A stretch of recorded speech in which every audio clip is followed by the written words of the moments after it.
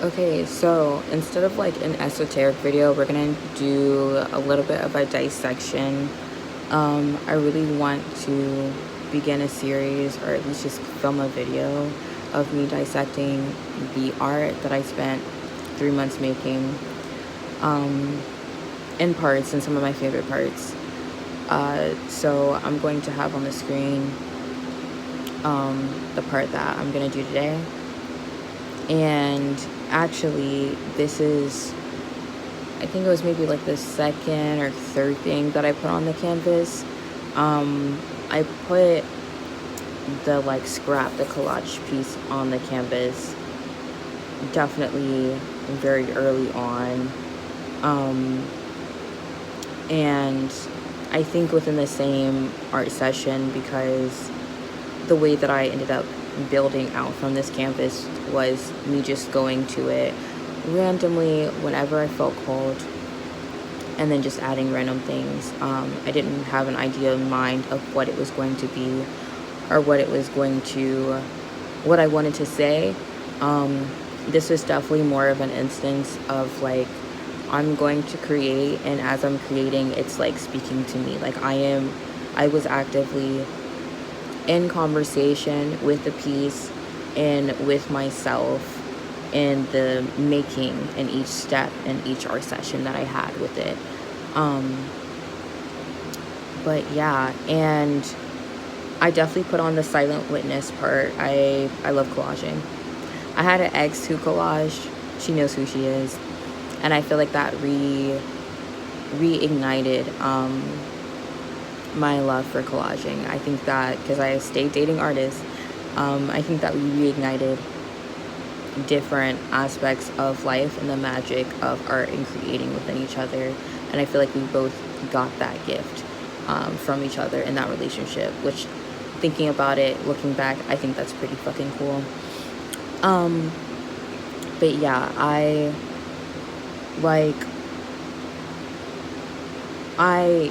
was not thinking, like, at all. There were no thoughts in my brain as I was creating this.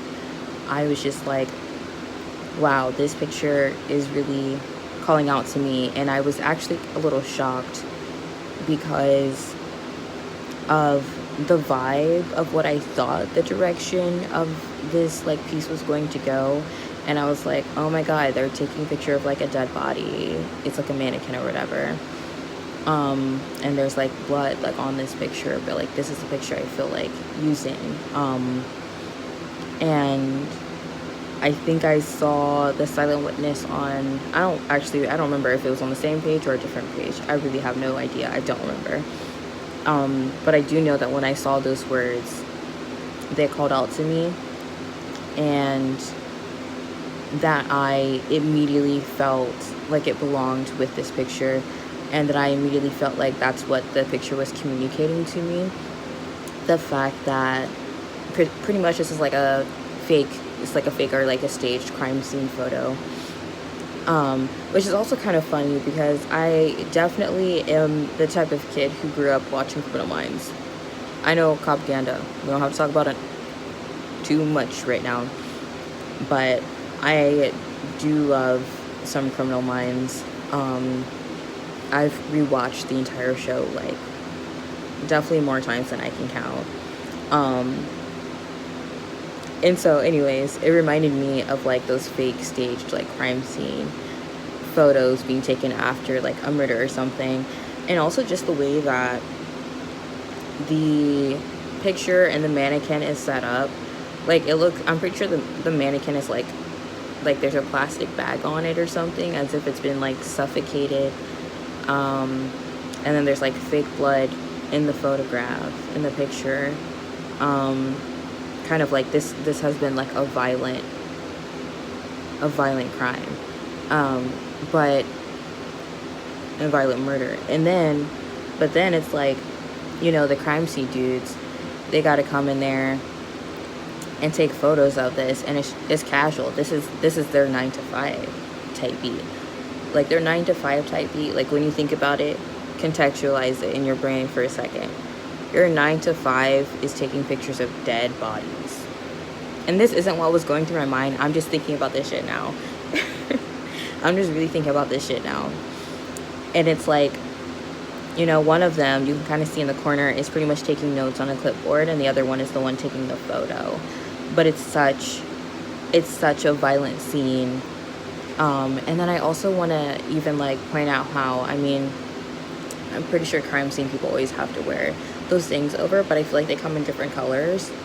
I don't know if they like in reality come in different colors. I think I've just seen it in different colors, like on like different shows, like blue and stuff like that. But they're wearing white ones, and so this kind of feels to me as well as there's like some kind of like symbol of like the purity of like being removed from a situation and being detached from a situation. Like they don't know this person whose blood is everywhere. Like there's like this degree of separation that and like disconnection that makes it normal or easy for you to witness such violent murder to a person who's just like you, even though this is a mannequin, this is all a metaphor.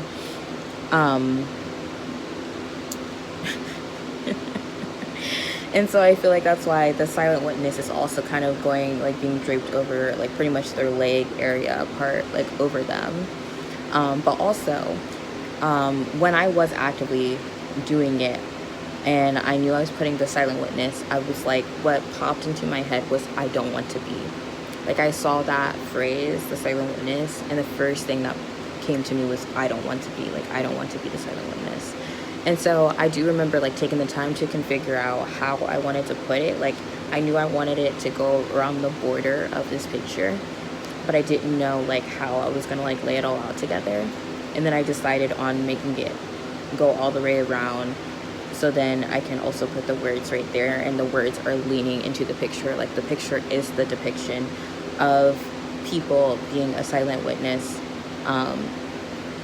to such violence, and so being so comfortable and just taking notes silently and just documenting silently, but not actually being attached to what's happening or what's happened at all. And I do feel like after I put that piece, I'm pretty sure that was like whatever art session that was, it was like this, like probably like the second or third art session that I was doing for this piece. I'm pretty sure I finished that session with this piece, and it was like that short and that small, but also so large and monumental. And I do remember like taking a step back and looking at it and really like taking it in, because at the time I'm processing all of the trauma that I went through with my racist roommates. But it's not just about them, it's about like the triggers that they had brought up, and it's about like the experience as like a person with the life experiences that I've had, with all the trauma that I've endured, with the like continuous trauma that I endured just for existing as I am. And really how normalized it has been throughout my life for people to truly be a silent witness to my pain, to my trauma, and to the abuse that I've endured in various circumstances. many different circumstances, many different people, many different places, physically and also just like linearly, I guess, in my life. Although life is not really linear in my opinion, low-key, but I won't get into that right now. And also just like how at that point in time I was doing the work of like looking for roommates and stuff to help fill up this house, and my goal was for it to be a community space and for it to be like an all trans household, but full of like persons of color, like black and brown people primarily, but like because the solidarity there, but just generally speaking, I definitely wanted it to be like all people of color, which I mean, we got it though, we here. We here, y'all. I digress. But I was like thinking about that, and I was just like thinking about I don't even, it was like a thought, but it also was just like a feeling. It also was just like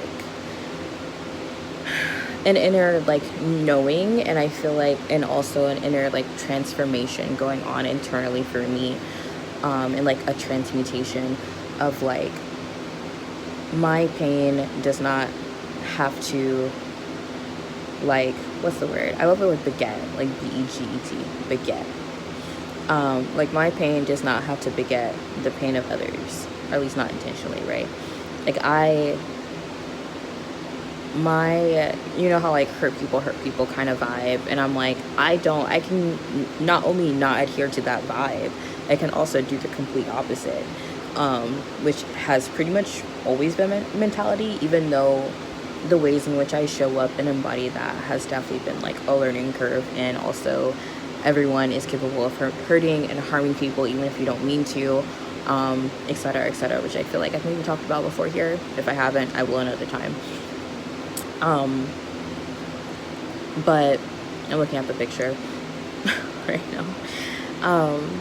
But pretty much, like, it was like this internal processing going on as I was taking in this part of the piece, where I'm like realizing and really, really feeling and becoming in tune with the power and with the source of my pain, and recognizing the magic that I could make it become, because I have the power to make it become whatever I want to make it to become. Like, I do not have to allow the people who like traumatized me, whether it was like those roommates or every fucking body else from the past and all the history of that, like, they do not have to define my relationship to my trauma. They do not have to define my pain and my relationship to my pain and what my pain will become, or what my pain is, or even what it was. That is not a power that I have to, or need to, or even desire to give away to them, because they've already done enough. Am I right? They've already done enough. And so it was like that internal, like, it just felt like a catalyst, or like a match being like striked in like that spark, just from taking that aspect of this piece in, and really recognizing that, like, you know, I can get down and dirty, I can get messy, I don't have to ignore, I don't have to dismiss my own pain, and in fact, like, there's something very medicinal that I can take from it, even though that obviously was not anybody's intention when they were traumatizing and abusing me. They don't get to define my intentions pretty much either, and my pain doesn't get to define my intentions, and my trauma does not have the power to define my intentions. That power is mine.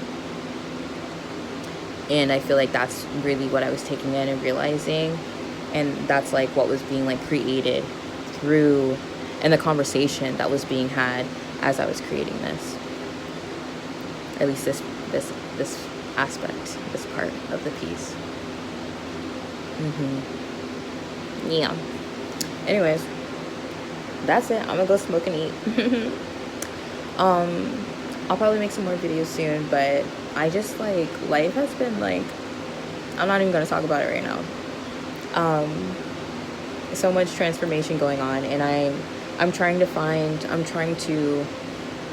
not create, but I guess align with the ways in which I want to show up, at least on this channel. I mean, everywhere, but especially online, because I also am a very private person, even though I'm very open at the same time. And I am navigating having new boundaries with how I show up, I feel like, online, because I feel like I have a lot to share, but I also feel like I want to keep things into myself, and give myself my own like time and grace to embody and to experience the new things that I'm experiencing and learning and embodying. before I just start showing them. Like, I prefer that. But yeah, for now, I think this will maybe be a series. And I hope that anybody who stumbles across it, like, digs it, resonates with it, and that they're able to take maybe some wisdom, knowledge, words, feelings, sparks from this. Anyway, bye.